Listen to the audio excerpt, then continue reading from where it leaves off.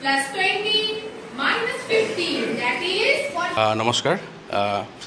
আমাৰ ইউচিমাছ প্ৰগ্ৰাম যোনটো আমি নতুনকৈ বঙাইগাঁওবাসীৰ কাৰণে খুলিছোঁ ইউচিমাছ একচুৱেলি এটা এবাকাছ প্ৰগ্ৰাম হয় যোনটো আমাৰ 1993 ষ্টাৰ্ট হৈছিলে এইটো কথা মই কৈ দিম ইয়াতে যে কি যেতিয়া গোটেই পৃথিৱীত এবাকাছৰ প্ৰগ্ৰামৰ বিষয়ে কাৰো একো আইডিয়া নাছিলে তেতিয়া মিষ্টাৰ ডিনো ৱাং যোনজন আমাৰ ফাউণ্ডাৰ হয় তেতিয়া তেওঁ ষ্টাৰ্ট কৰিছিলে চ' এইটো এটা পেৰেণ্ট এবাকাছ অৰ্গেনাইজেশ্যন হয় আজিকালিতো বহুত এবাকাছ ধৰক খুলিছে বাট ইয়াতে যোনখিনি স্কিল ষ্টুডেণ্টৰ আমি ডেভেলপ কৰোঁ সেইটো বস্তু অলম'ষ্ট 2 মাহ 3 মাহতে ষ্টুডেণ্টৰ বহুত ভাল এটা ইম্প্ৰুভমেণ্ট হয় আপোনালোকে নিজেও দেখা পাব আমি জাষ্ট ছেপ্টেম্বৰৰ 6 তাৰিখে ইয়াতে ক্লাছ ষ্টাৰ্ট কৰিছিলোঁ বঙাইগাঁৱত আৰু এমাহ জাষ্ট হৈ গৈছে ষ্টুডেণ্টৰ বহুতখিনি ডেভেলপমেণ্ট এতিয়াই অলৰেডি ষ্টাৰ্ট হৈ গৈছে ইয়াতে হয় হয়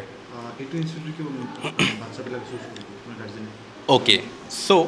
মই যদি কওঁ মই যিহেতু ক'লোঁ যে এইটো এটা পেৰেণ্ট এবাকাছ অৰ্গেনাইজেশ্যন হয় আজিকালি কি হয় আজিকালি ধৰক ইউটিউবত বা এনেকৈ শিকি কিনে মানুহে নিজৰ ঘৰতো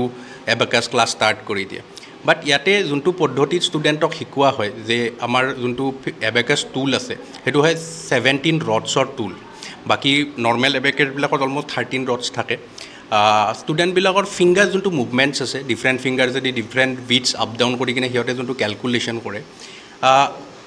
মেথছৰ লগতে বহুত পেৰেণ্টছে ভাবে যে কি অকল মেথছ এবাকাছত শিকোৱা হয় কিন্তু ইয়াতে কি হয় বাচ্চাখিনিৰ যোনটো কনচেনট্ৰেশ্যন লেভেল আছে যে মোবাইল বেছিকৈ চায় যে পঢ়া টেবুলত বহি কিনে পটককৈ উঠি যায় পানী খাব যায় কাৰ্টুন চায় তো এই কনচেনট্ৰেশ্যনতো ষ্টুডেণ্টৰ বহুতখিনি ইম্প্ৰুভমেণ্ট হয় যেতিয়া বিটছবিলাক আপ ডাউন কৰি কিনে সিহঁতে 1 বছৰ 2 বছৰত ট্ৰেইনিং কৰে সিহঁতৰ কনচেনট্ৰেশ্যনটো বহুতখিনি ইম্প্ৰুভ হয় লগতে আমাৰ ডিক্টেশ্যন যেতিয়া দিয়ে টিচাৰে নাম্বাৰ্ছবিলাক যেতিয়া কৈ থাকিব লিচনিং পাৱাৰটো বহুতখিনি ইম্প্ৰুভ হয় লগতে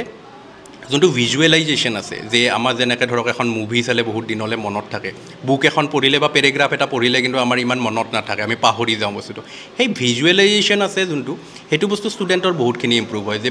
বস্তু এটা যদি সিহঁতে ফটোগ্ৰাফিক মানে পিকচাৰ এটা চাই লয় সেইটো বস্তুৰ পৰা সিহঁতে ধুনীয়াকৈ স্কুলৰ এক্সামতো বনাই লিখিব পাৰে মানে মুখস্থ ডিৰেক্টলি নকৰিলেও হয় সিহঁতে বনাই কিনেও ধুনীয়াকৈ বস্তুটো ৰাখিব পাৰে যোনটো ভিজুৱেলাইজেশ্যনত হেল্প হয় ষ্টুডেণ্টৰ লাষ্টলি মই যদি কওঁ যোনটো ছেল্ফ কনফিডেঞ্চ ষ্টুডেণ্টৰ লাগে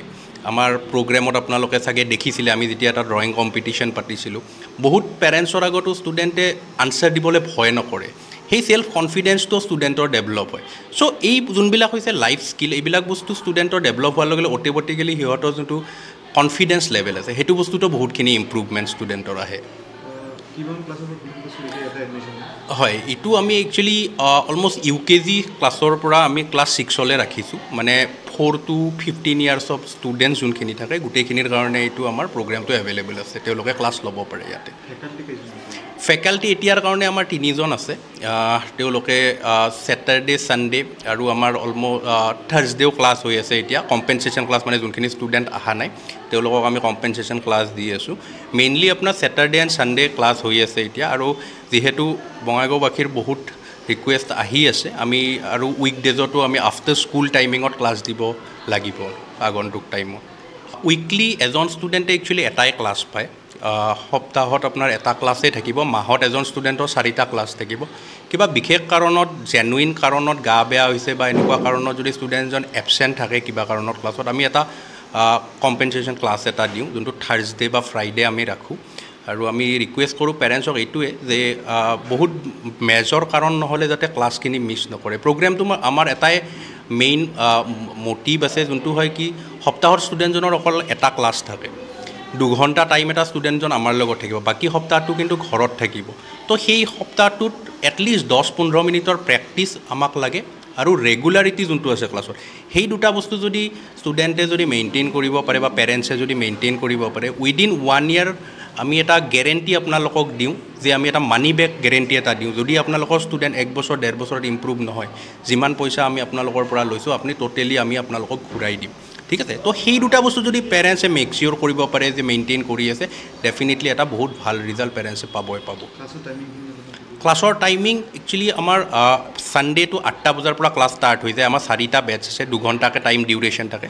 8টা বজাৰ পৰা ষ্টাৰ্ট হৈ কিনে আমাৰ অলম'ষ্ট 6:37লৈ ক্লাছ থাকে তো সেই টাইম পিৰিয়ডত যোনটো টাইমত পেৰেণ্টছৰ সুবিধা হয়, কাৰোবাৰ 8টা বজাৰ পৰা সুবিধা হৈছে, কাৰোবাৰ 10:30 পৰা বা কাৰোবাৰ 1টা বজাৰ পৰা আমি সেনেকুৱাকৈ অপশ্যনছ ৰাখিছোঁ। পেৰেণ্টছে সুবিধামতে টাইমটো চুজ কৰিব পাৰে। এণ্ড ছেটাৰডে বা উইকডেজত যোনখিনি আমাৰ ক্লাছ এতিয়াৰ কাৰণে হৈ আছে সেইখিনি আফটাৰ স্কুল টাইমিং হৈ আছে, মানে 4টা বজাৰ পৰা অলমষ্ট 6টা বজালৈ হৈ আছে।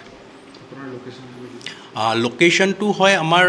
এইখিনি জেগাখিনি নতুনপাৰা বুলি কয়, অলমষ্ট আপোনাৰ আম্বেদকাৰ হলৰ কাষতে হয়।